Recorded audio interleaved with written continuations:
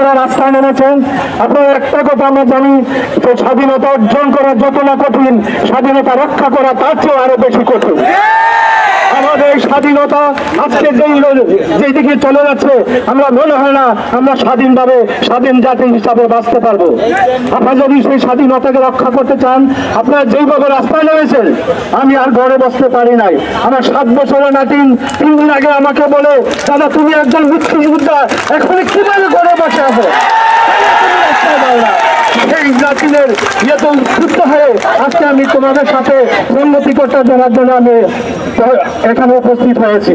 তোমরা জানো আমরা 2 ভাই 1971 সালের যুদ্ধে 2 ভাই মুক্তিযুদ্ধে অংশগ্রহণ করেছিলাম। সেই অপরাধে আমার বাবা মা বাড়িতে ঘুমাইতে পারে নাই, পাট খেতে, ধান খেতে, এবং কি আখ খেতে ঘুমিয়েছে। আজকে তোমাদের বাবার মায়ের অবস্থা আমরা সেটাই দেখতেছি। তোমরা মুক্তিযুদ্ধে অংশগ্রহণ করছো বলে তোমার বাপ মাদের উপর যে অত্যাচার অভিযান করা হচ্ছে, ঘর থেকে ধরে নিয়ে যাচ্ছে, সেই আমি আজকে রাগে বসে আসলে আমার বয়স 70, সেই 70 বয়সে আজকে তোমাদের পাশে আমি দাঁড়িয়েছি। তোমরা রাস্তা থাকো, তোমার সাথে আমরা ইনশাল্লাহ আছি। এই যুদ্ধ, এই তারুণের যুদ্ধ কোনোদিন পরাজিত হবার নয়। এই যুদ্ধ সামনে দিকে এগিয়ে যাবে। আমরা অভিভাবকরা, আমরা মুক্তিযোদ্ধারা তোমাদের পাশে থাকবো।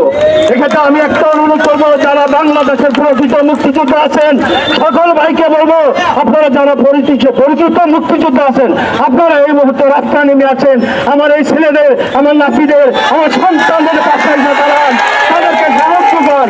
যেমন 1971 সালে আমার মা বাবা, আমার দাদা দাদি সবাই আমাদের জন্য দোয়া করেছিল, আমাদের জন্য নফল রোজা রেখেছে, নফল নামাজ পড়েছে, যাতে আমরা সুস্থভাবে ফিরে আছি। আল্লাহ আমাদেরকে ফিরিয়ে এনেছে। আমরা আপনাদের জন্য, আমরা আজ গত 7 দিন যাবৎ আপনাদের জন্য নফল নামাজ পড়ছি, রোজা রাখছি, এবং আপনাদের সুস্বাস্থ্য এবং সুস্থতা, নিরাপত্তা কামনা করছি।